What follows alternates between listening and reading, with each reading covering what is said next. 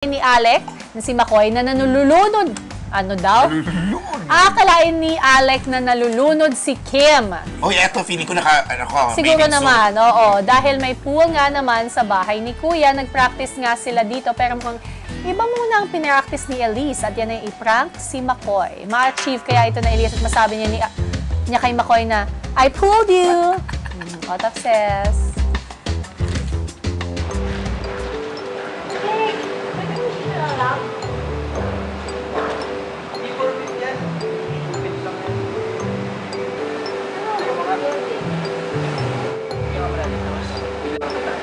Tapos yung tenga mo lalagyan talaga.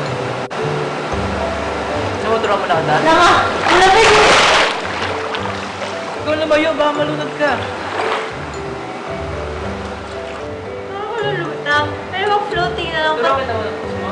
Sige.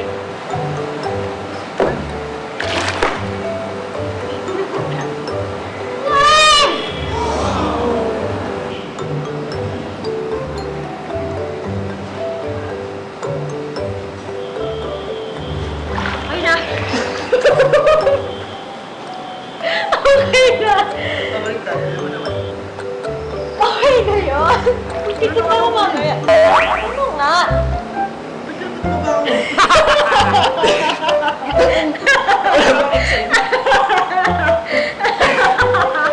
Bakabait mo. Bakabait mo talaga. Marunong ka pala mag-floating. Tingnan mo. Marunong ka mag-floating. Kainit ah. Tingnan. Sige, game.